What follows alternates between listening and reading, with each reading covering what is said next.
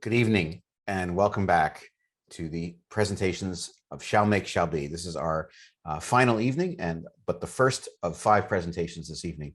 And our first presenter tonight is Peter Bradley, whose project considered the Sixth Amendment. Peter Bradley is a conceptual artist whose recent work is about computers and metaphysics. Applied first to music and the concept of keys, and now to language and the notion of semantic similarity, his practice aims to test the limits of computation, to capture the meaning of an idea as its being is reduced to quantity.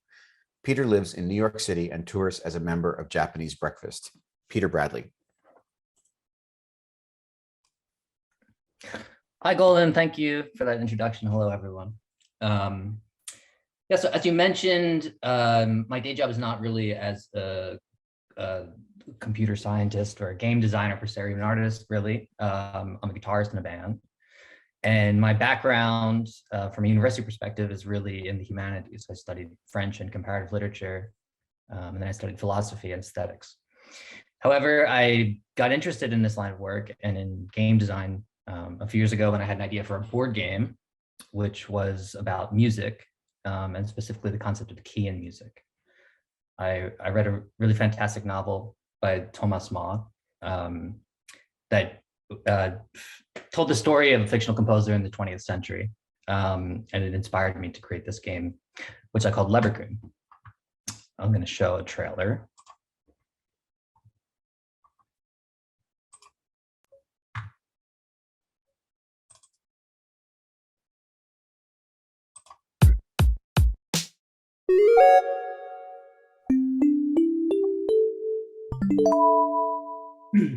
So in that game, you select a home key here.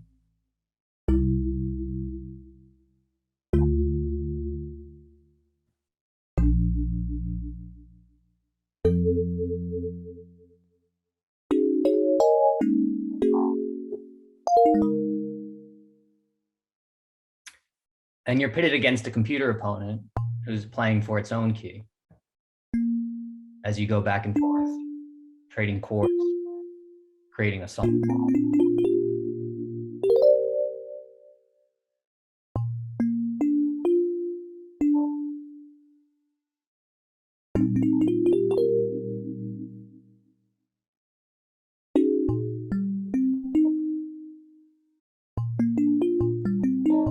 At the end of the game, you end up with this kind of mini representation of the little song you put together. Then you take that download, create something more substantial. The thing that really interested me in my work in Leverkusen was this idea of a game as an essay, or like a game that somehow takes a position. Like in this case, the code actually embodies some ideas that I came to have about the concept of key, how it functions in music, what the limits of one key are into another. When I finished that work, I became interested in a subset of computer science called natural language processing. And I knew that the next project I wanted to work on would deal somehow with language. Within that space, there's an idea called a word vector, which is an important concept of the idea how we represent words computationally, how they might be reduced to number in one fashion or another, so that the computer can work with them. If you're doing some kind of like AI research on human language, or that's used in all sorts of different approaches. And as I was reading up on this concept of word vectors, I started to think about how we might represent language in space. And that became sort of just the inkling of an idea for my next project. There's a linguist called Saussure, who is an important 20th century thinker, who created this idea of differential net of meaning, which means that a word signifies in such a fashion as it's like related to all the other words around it. Take a word like cat, for instance. It's anchored in language along categories of similarity and difference, and categories above it and items or the category of like types of cats underneath of it to kind of simplify the whole idea. So, you know, like a cat is a pet. In our culture, like a cat is the opposite of a dog. You bring to certain words your own psychological formation and personal history that also contributes to that meaning. So for me, like cat is connected to this Baudelaire poem that I studied in college and that I really love, and so it has all these associations about like 19th century Paris or something like that. And I wanted to sort of just like distill this idea of a semantic net. That is the way that one word is ingrained with and meshed with all of the others in the way that it acquires its meaning, and present it in a spatial fashion that people could just traverse.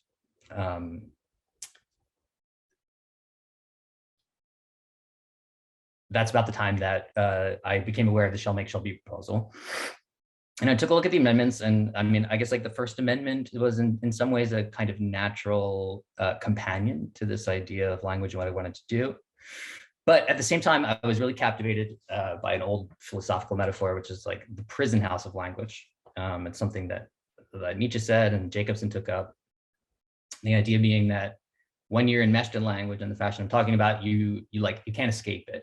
It's just this sort of like Kafkaesque house of signifiers that are constantly relating to one another. And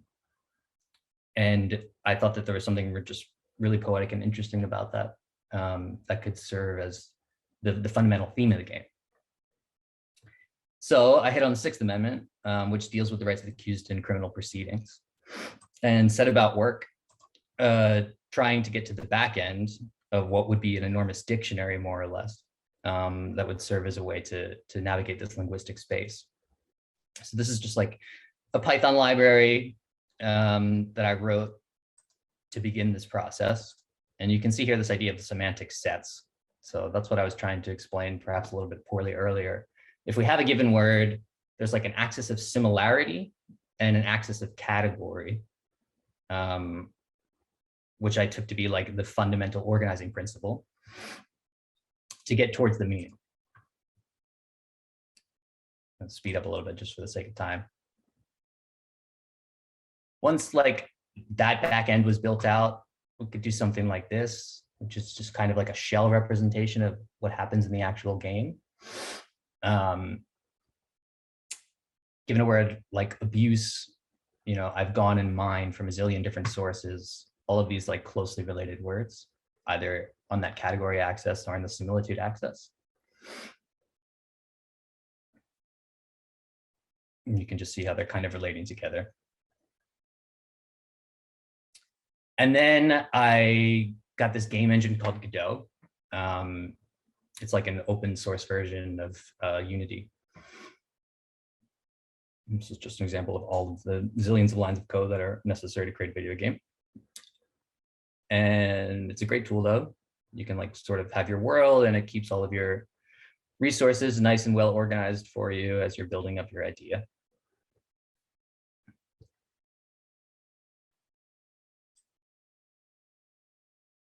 Okay, now we'll transition into some actual game footage.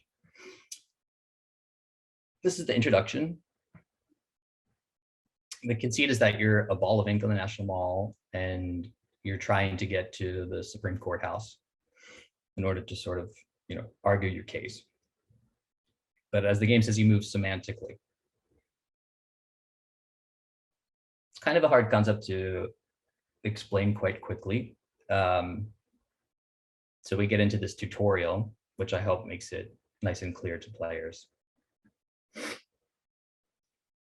Okay. In real life, the game is, of course, like one long sequence, but I had to chop it up just for the sake of screen caps. So a synonym is going to move you to the right, and an antonym will move you to the left. Jumping or moving forward, which in like a hardcore linguistic sense is called a hypernym, is accomplished by sort of supplying a category. So in that sense, like size is the category that contains small, or the opposite, length is contained in the category of size. You can also like change parts of speech in place, or submit words that are contained in other words or that contain words in them. And then the gavel is a key concept here, as it sort of bridges the gap between the amendment and this more free play of just language. They occur throughout the different levels, and they come back to the key concepts of the Sixth Amendment, or what I've identified as like the most important words that contribute to its meaning, one of which is counsel.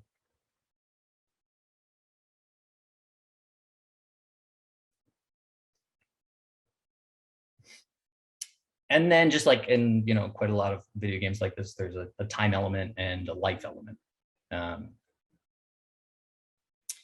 Once you move your way through this little tutorial and the lily pads, you get into like a sort of time trial component, which I think is really fun. So you're up against the clock here.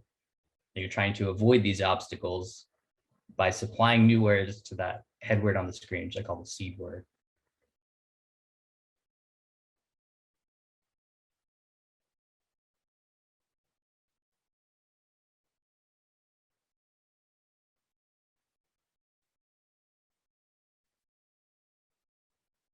Here, yeah, a creature is an organism, plant is an organism, type thereof. We get another gavel, so we get into this world of counsel, attorney, what that really means.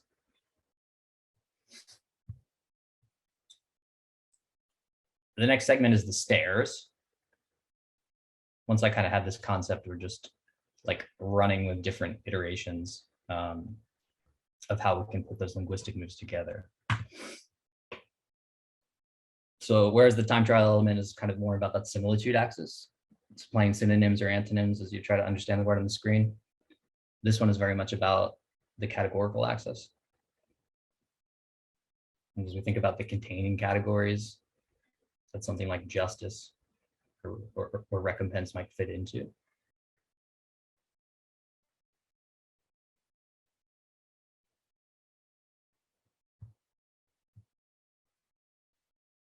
Speed this up a little bit.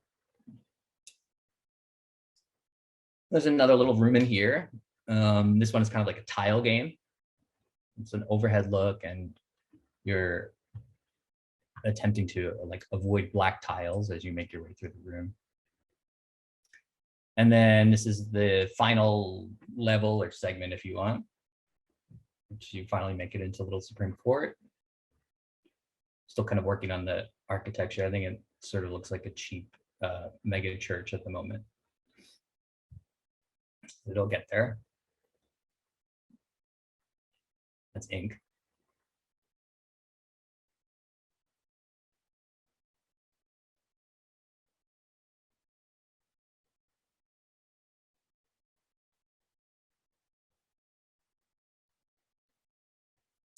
And then this last game, the idea is that you move from one word to another. So here from snow to friend in 9 moves or less. I think I'll probably relate these closer to those key terms that I was talking about in the amendment before: speedy, public, nature, cause, witness. Although I am quite interested in just these sort of like unassuming, but like very full, simple words, and how you might be able to move from one to another.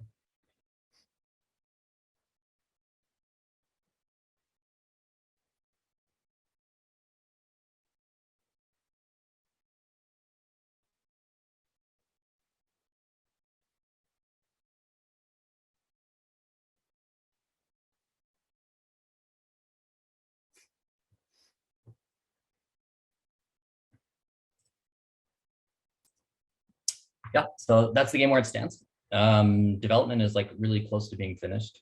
I think that in a lot of ways it enacts like legal history. Just like if you are tuned into Supreme Court oral arguments or Supreme Court papers at all, like they spend a ton of time trying to figure out what is the meaning of a term.